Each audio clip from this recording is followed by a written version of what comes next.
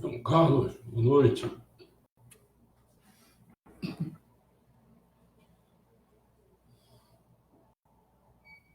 Bom, vamos iniciar. Nós vamos dar uma introdução à psicologia. Tá? Entre todos os campos da ciência, a psicologia talvez seja o mais misterioso para o público leigo. E o mais suscetível também a maus entendidos. Embora seu jargão e seus conceitos estejam impregnados na cultura cotidiana, né? Eu já ouvi falar em psicose, neurose, né? Complexo de Édipo, né? A maioria das pessoas tem apenas uma vaga ideia do que se trata e do que realmente fazem os psicólogos. Para alguns, a psicologia evoca a imagem de sujeitos em jalecos brancos, trabalhando numa instituição para doentes mentais ou fazendo experiências com ratinhos de laboratório. Outros talvez imaginem um psicanalista com algum sotaque da Europa Central analisando um paciente deitado num divã, ou, se levarmos a sério, os roteiros de cinema, né? Planejando algum tipo de controle mental. Embora sejam estereótipos, né? Exagerados, existe neles alguma verdade. Talvez o responsável por essa confusão sobre o que a psicologia abrange seja o grande espectro de assuntos sobre os quais ela se debruça e a surpreendentemente qualidade de termos iniciados, né, pelo prefixo psi. Psicologia, psique, psicose, olha só. Os próprios psicólogos não conseguem chegar a um acordo sobre a melhor definição para a palavra psicologia. Psicologia vem do grego, né? Do grego antigo. Quer dizer, como se fosse... Porque psi quer dizer alma ou mente, né? Biologia é aquilo que a gente sabe, estudo, relato, né?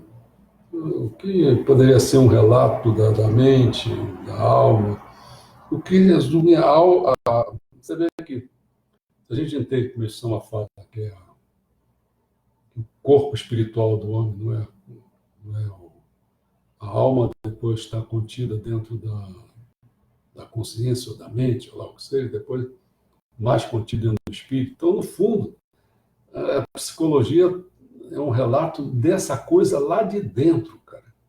Tá entendendo? Hoje, porém, a palavra refere-se com mais precisão, né, à ciência da mente e também...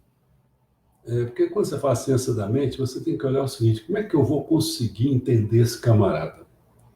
Como é que eu vou abrir essa caixa preta lá de dentro? Por isso que não é só a ciência da mente, é também do comportamento. Porque pelo comportamento aí eu posso tirar algumas conclusões, entendeu? Quer ver uma das coisas que é básica? Não sei se eu vou começar a fugir daqui, mas uma das coisas básicas da psicanálise, né, que a Jussara, se não me engano, está colocando, né? Uma das coisas básicas é o seguinte: é a linguagem. Porque como é que você vai ter acesso? Por isso que eles ficam calados esperando o camarada falar, né? Então eles tentam o tratamento, o entendimento pela linguagem da pessoa. Então você faça ideia se o cara for surdo-mudo.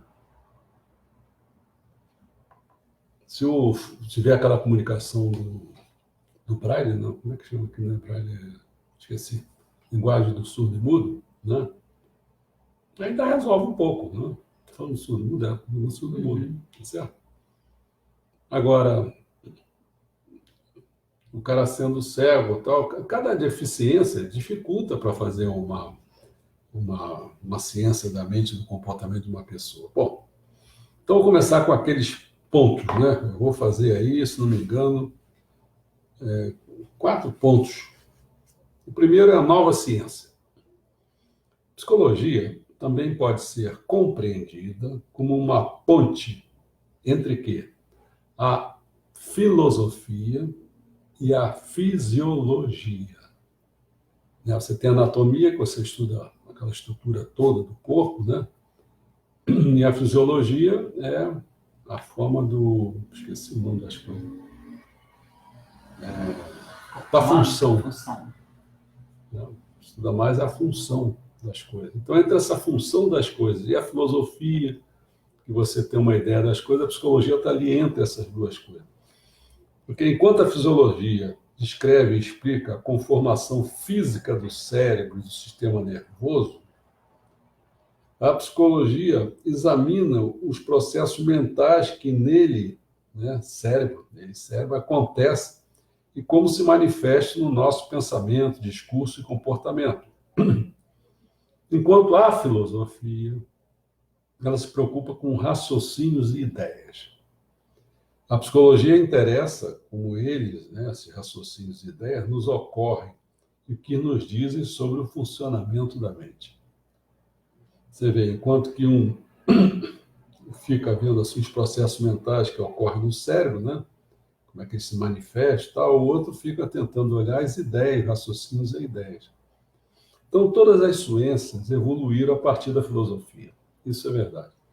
A pessoa chega lá dentro da filosofia, não, esse aqui é objeto daqui que ele está falando, vai ser meu. Aí leva para fora e começa a tentar fazer ciência daquilo ali. Então, todas as ciências evoluíram a partir da filosofia, aplicando-se métodos científicos a questões filosóficas.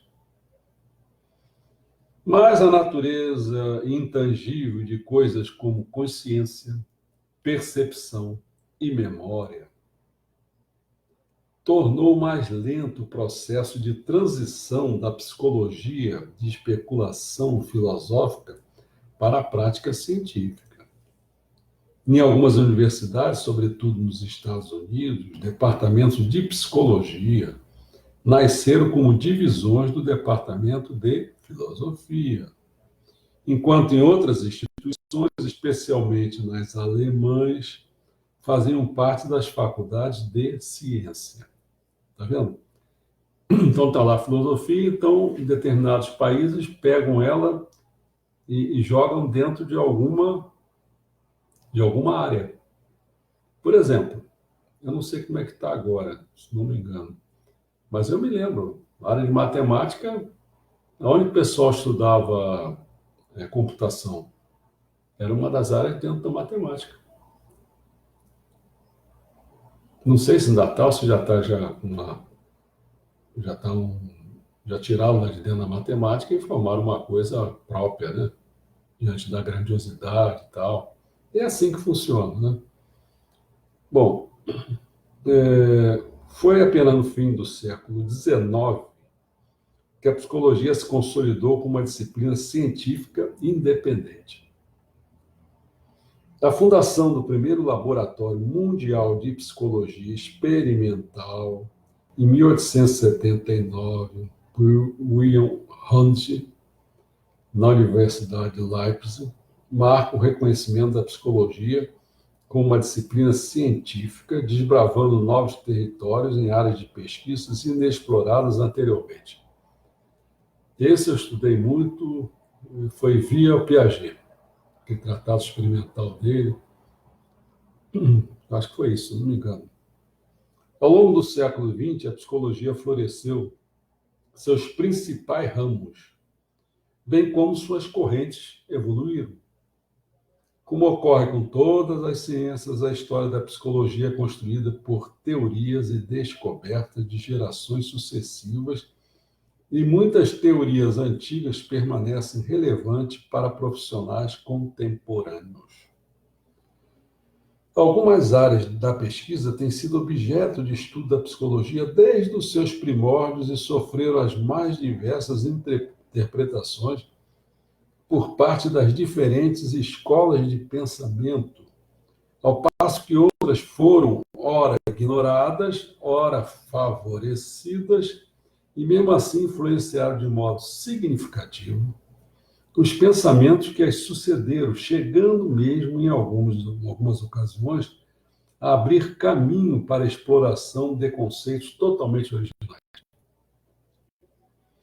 A maneira mais simples de iniciar a abordagem do vasto espectro da psicologia é conhecer suas principais correntes de forma mais ou menos cronológica. É isso que nós vamos fazer aqui nessa nossa introdução. Não só na introdução, não. Nesse conteúdo todo sobre psicologia, nós vamos abordar uma coisa como fosse essas correntes dentro de uma estrutura cronológica. Quem veio primeiro, depois veio outro, entendeu? Vamos começar por suas raízes no pensamento filosófico. Foi daqui que eles nasceram, não é isso? Passando depois, a gente vai começar pelo pensamento filosófico, de onde que nasceu. Depois, vamos passar por quê? Pelo behaviorismo, outra coisa que eu estudei muito. Depois, pela psicoterapia, outra coisa também. Pelo estudo da psicologia cognitiva, social e do desenvolvimento, fiz isso tudo. E chegando, por fim, à psicologia da diferença. Essa está muito presa hoje, né?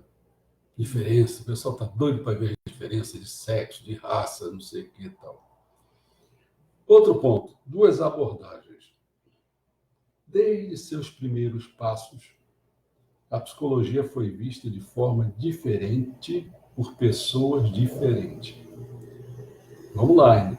Vamos ver alguns países aqui. Nos Estados Unidos, teve raízes na filosofia. Portanto, a abordagem era especulativa e teórica e envolvia conceitos como consciência, o eu. Já na Europa, a base foi científica. Logo, a ênfase foi na observação de processos mentais, tais como a percepção sensorial e a memória, em condições laboratoriais controladas. No entanto, mesmo a pesquisa dos profissionais mais alinhados ao pensamento científico era limitada pela natureza introspectiva de seus métodos, né? Teve determinados pioneiros que tornaram-se objeto de suas próprias investigações. Eles mesmos se investigaram. Por exemplo, o Hermann, né? O Hermann foi Hermann Ebbinghaus. Eles, então, se investigando suas próprias, a si mesmo, restringindo dessa maneira a variedade de tópicos para aqueles que podiam ser observados nele mesmo. Porque se ele não tinha aquela coisa, ele não ia prestar atenção naquilo, já que era ele mesmo.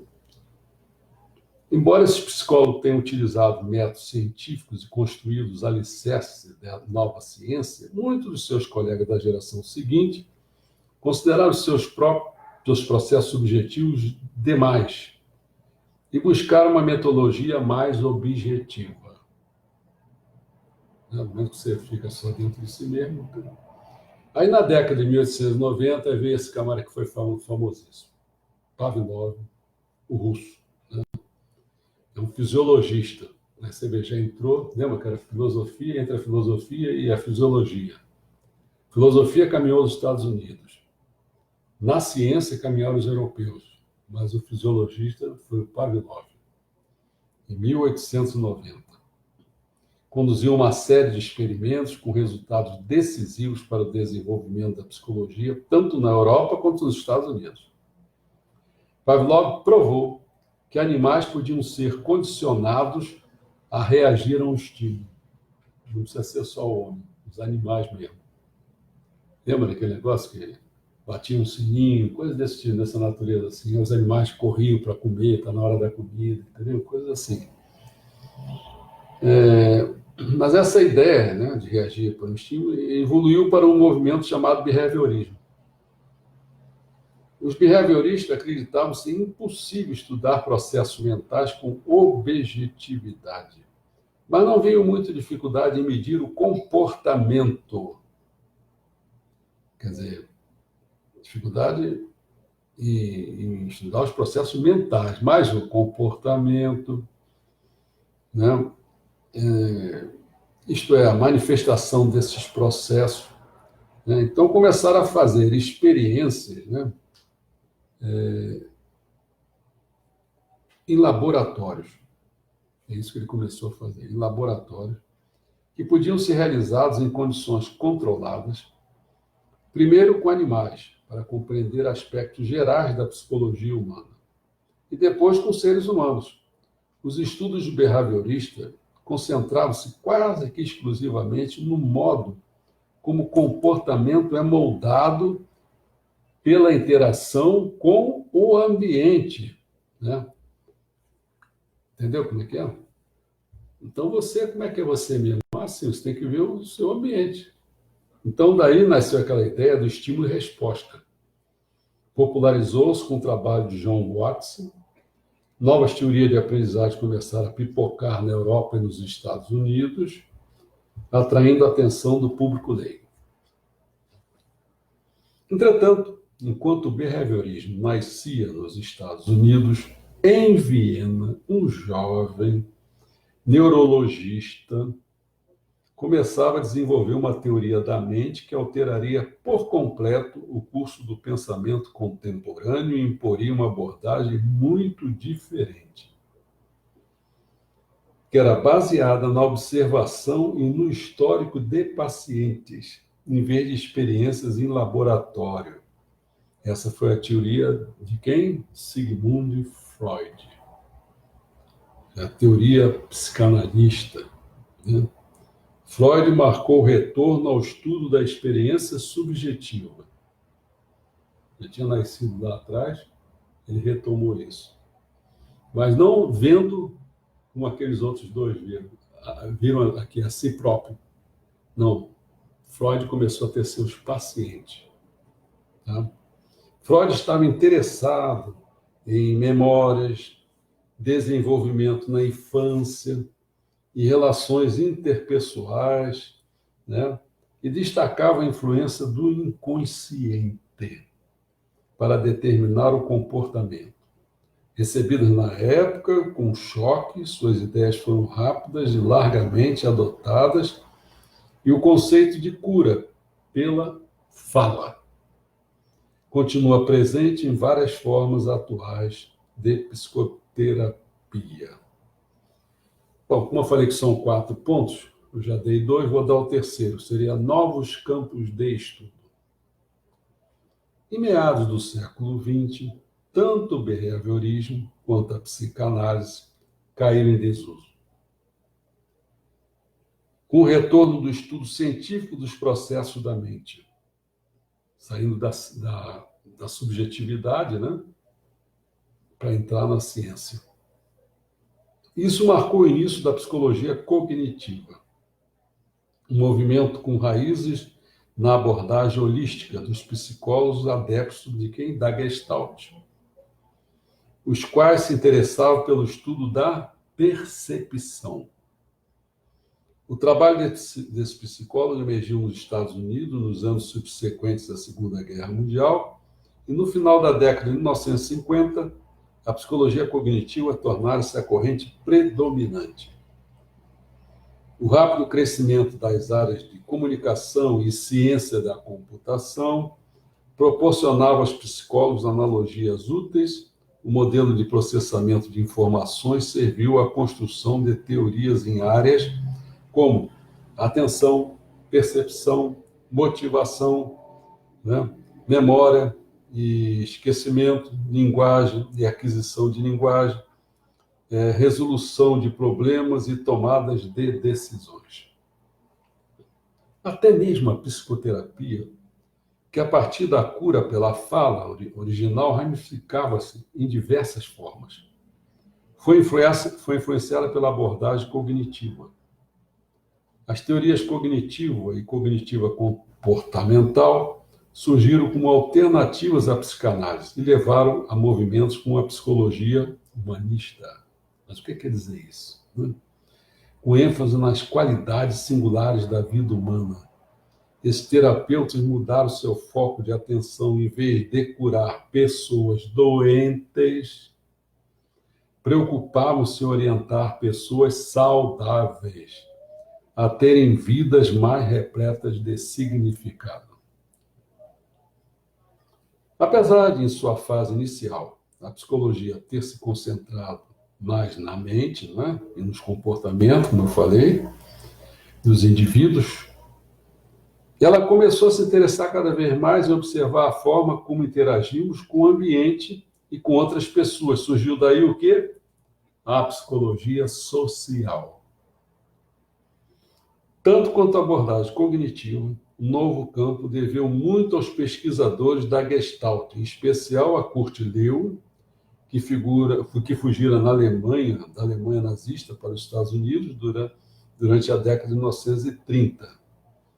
A psicologia social ganhou fôlego na segunda metade do século XX, ao revelar fatos curiosos sobre nossas atitudes e nossos preconceitos, nossa tendência a obedecer e se adequar e nossas justificativas para ter comportamentos agressivos ou altruístas, todos eles fatos de crescente relevância no mundo moderno, organizado em espaços urbanos e contando com sistemas de comunicação cada vez mais eficazes.